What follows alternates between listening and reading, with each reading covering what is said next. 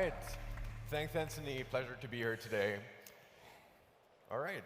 So a few weeks ago, my friend Toby called me and said, dude, let's do a trip to Hawaii. And I said, all right, what do we need? Spots to visit, transport, and obviously accommodation. So I went to Instagram to find cool spots. 2 hours later, I find myself searching for locations of random Hawaii beach selfies. Great. Started Googling and ended up on 21 different travel blogs, each covering top 10 Hawaii spots. Awesome. Opened Kayak, searched for flights, and ended up entering our dates in 12 different browser tabs. Amazing experience. Accommodation, spent 2 hours comparing Instagram spots with nearby Airbnbs on Google Maps. Super simple. 8 hours later, I'm sitting there with a shared Google spreadsheet and still got no plan. Let's face it, millions of sources and services have made a smooth travel planning process impossible. Too often, we're stuck with content totally irrelevant to us, and too many options leave us totally paralyzed. Today, we want to show you something different. Something that integrates everything you've just seen into one single platform. But there's one more question left. How would a platform like this not only unify all of these services, but actually curate the most relevant places and personal experiences for you to start planning your next travel adventure? Well, by giving it back to you. By enabling every single traveler to be a global host for the places they visit and the activities they experience. Welcome to Mapify. Mapify is your personal travel guide that lets you create your whole travel journey in just a few seconds. We have built a platform enabling travelers anywhere to access, create, and share visualizations of entire travel journeys. Mapify integrates sources and information to collect everything in one place. Let's see how it works. Could we move to the demo, please? To customize Mapify for you, it'll ask you for at least 4 things you love about travel. So let's say I love diving, surfing, nature, but I'm also an architecture fan. Once you submit, you're introduced to Mapify's personalized feed, and as you can see, it automatically recommends spots for everything we've just selected. All of these spots are actual travel experiences travelers around the globe have shared with the travel community. So we wanted to go to Hawaii, right? Type in Hawaii. I instantly see the most relevant spots and trips. If you tap on the guide there, no search for info, no Googling, no mess. So let's make a specific plan. And I've already entered my dates here and invited Toby. Based on our combined interests, Mapify now looks for spots that could be relevant for both of us. So let's choose 3 of them and add them to the plan. Now you're going to see some real magic. Once you tap the magic wand button, Mapify pulls in hundreds of data points and generates a possible way of how your trip could look. Now, this timetable not only includes my spots, it also automatically connects and orders them by the best means of transport and matches a recommended Airbnb for every location where I would have to stay overnight. And this even knows if I need a travel adapter because it knows where I'm traveling from. An extremely powerful planner. So let's move back to the presentation, please. Everything you've just seen is based on an AI content engine we've built matching hundreds of thousands of tags with photos, text, and attachments to translate spots into relevant experiences. Our proprietary algorithm sorts entire trips by geographic relevance, quality, and personal importance to continuously create better experiences around the globe. Inspiration platforms like Instagram provide discoverability, but a breakdown occurs once you want to start planning or booking your journey. Travel services like Google Flights or Trivago can help you find transportation or accommodation, but don't offer discoverability or a complete travel plan. The millennial leisure travel market is one of the largest travel market segments ever. We're focusing on monetizing the European subsegment first, worth around $150 billion. And it already works. Mapify's travelers have already covered more than 175 countries by sharing more than 80,000 high-quality photos, and we've already matched those with travelers' interests based on more than 500,000 tags within our AI technology. And companies want to be part of it too. We're already generating revenue through brand and affiliate partnerships with some of the world's leading travel brands. Our team has been working on tech projects ever since we started our first company in school, and we've been affiliated with Stanford, Apple, and SAP. Amongst our early-stage investors and advisors are executives from the world's leading tech companies, Airbnb, Spotify, Twitter, and the MIT Innovation Fund. So Toby and I will be going to sign up today and find out. Thank you very much.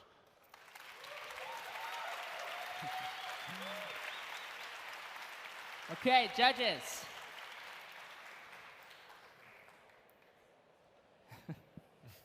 So the images that you're using to populate the app, are those coming from Instagram?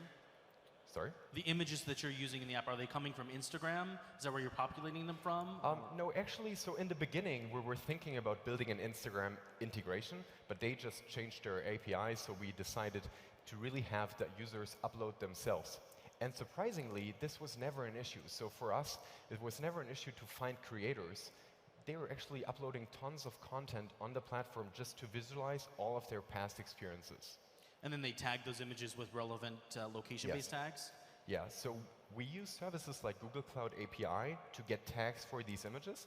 Then we funnel these tags into our own content engine that kind of evaluates and qualifies these tags by relevancy towards a specific location or a specific user. That's how we kind of combine it to one relevancy rating for a specific person, but also for a specific location you might be searching for. Can I ask you a bit more about personalization? I mean, firstly, very brave, good presentation, really brave to take on what is been a graveyard for so many companies before you trying to tackle this space. I know. But when we look at personalization, it's a word that, I mean, what's fascinating about personalization in travel is nobody does it well, right? So, but there are reasons why. And I mean, I'm particularly looking at what you sort of haven't mentioned is really the sort of collaborative filtering aspect. It's sort of people like me like this. And I could bore you with how I've gone on TripAdvisor recommendations and made massive mistakes because other people aren't as spoilt as me.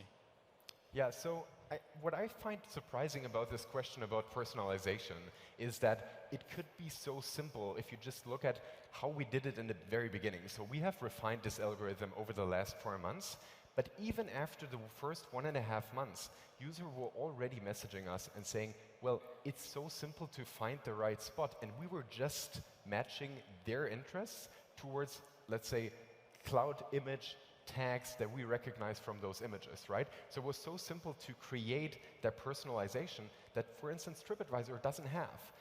In an era where PageRank is kind of broken, I believe that the future of the travel market will lie in the personalized way of really looking at a single traveler and not on what, let's say, 100,000 people liked a hotel. Nobody asks that question anymore. They want to know which hotel or which Airbnb or which spot is the right one for me or for me and my friend, not for, 100,000 people. Yes, but that's exactly the question. How are you going to get that micro-targeting right when no one's managed before? I think the difference here is that once we are asking for people to give us, when they sign up for Mapify, we ask them to give us at least 4 tags. Very generic. Yeah, that's the original data set we have. They, on average, give us 9 tags. They give us even more than we're asking them for. Then, once they enter the system, every single action can we use to kind of narrow down what they actually want to see. So they sign up for Mapify, give themselves 4 tags. They bucket list 2 spots out of, let's say, another tag, create a collection for Sri Lanka, a plan for Hawaii. then we can see, okay, this person wants to go to Hawaii, and we can match that with the 2 like tags we just found, plus the register tags, and narrow it down, right? So we can really, out of a fairly small data set still, create an extremely personalized experience. We send our users push notifications like, hey, your plan is going to start in one week. Already packed your visa, and they are freaking out about it. They are reposting these notifications on Instagram, telling, hey, that's an experience I just never saw.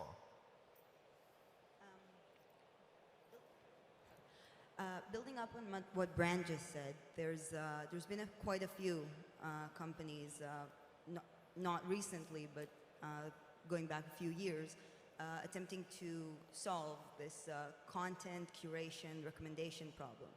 And what we've seen happen is they start with a lot of very high quality, authentic content, but as they scale up, it's hard to prevent issues of inauthentic content created by either fake users or businesses trying to promote themselves forcefully through the platform. We know. Do you guys have any plans on how to prevent that issue once you guys start scaling up and there's going to be high value in being highly rated on your platform? Yeah, so as we now have companies that have official brand accounts on Mapify, just that's one part of our business model. We also see companies signing up that just want to promote their business, right? So it's already happening, and we are tackling the issue right now. What we do is, once we have a user sign up, by analyzing what they share and the way they share it, we can pretty fast tell, is this a, let's say, global host that really wants to engage into letting others know? So for instance, how long is the description? Does it have attachments? Do the meta tags of the attached homepage match what we found in this spot actually to be? Then we can make clear, okay, we have 3 spots on that account, they're actual travel experiences, they're connected, right? So there is a scalable option. What we do right now to ensure that in this early stage, this platform really does have the high quality we want to deliver to our users, is that it goes through our content team and we review these posts. But we are already developing some, more scalable options, because we see whenever Mapify is featured on the App Store, for instance, we get so much content in, it's not, we can't work through that anymore. So, we're working on these options, and they will be implemented along the way. Can you walk us through the unit economics? Because travel is very hard to acquire customers, or it's expensive, and the challenge is that there is low repeat because you do these trips maybe once or twice a year, so you really need to retain your users. So how does that look like on a unit economic basis? Yeah, so essentially what we're looking at right now, we have been live with this platform for about 5 months. So what we did in the first 4 months was really focusing on the creator side of Mapify. This is a marketplace issue. We want to have content in every relevant country first, and then you want to focus on the other ones afterwards. What we see now is that we're approaching a phase where content creators are active on a weekly basis on Mapify, either starting to share their journey and then continue to visualize the travel experience, or they start uploading a bunch of it and then they become active as consumers, create collections, stuff like that. What we're now seeing is that we did our first funding round. We wanted to, we launched the Android app today, we launched Mapify Plan today. Now what we are doing is we want to refine the product for about 2 months, then close another funding round, really get into a little bit of performance marketing as well. We will try that out. It has been looking really well on Instagram for us to get new people in, but we're not pushing it right now because we want to refine the product really to the, before we scale, to have it really refined as much as possible. Maybe you can share also some numbers that are not just the numbers of photos shared, but actually how big is your community? What kind of growth are you guys seeing? Sorry? Can you share some numbers that are not just the numbers of photos that are shared, but actually how big is your community and what kind of growth are you seeing for the community? So we have agreed with our seed investors to have that not disclose their user number right now. What we can say, though, is that we have been approached by several companies now on the Skyscanner or Kayak or Kiwi level. They want to work with Mapify, and we're already approaching a level where our user base is relevant for those companies. What I can say as well is that we're already engaging really high-quality users. So we have several people on the platform that have 500,000, 600,000, 1 million followers on Instagram, really using Mapify as a background travel account and start to build up their Mapify profile as well. As we will go into the phase of really scaling that business to, let's say, 500,000, 1 million people, have them on the platform and really grow the content as well, I think these early stage users will be extremely important. And I think also it's a main differentiator. What I have seen no travel app really succeed in is make this a sociable app, right? Like, there is no travel app really out there that can do this and has people with 1 million followers on Instagram on the platform, promoting it even because they see potential in this being like the travel Instagram, right? A vertical social media platform on which they can monetize later on their large accounts. And so I think that's a really interesting development, and it shows that maybe we might even have a growth potential in giving the users a way to use that platform for monetization. All right, unfortunately, we are out of time, so give it up for Mapify. Thank you. Thanks.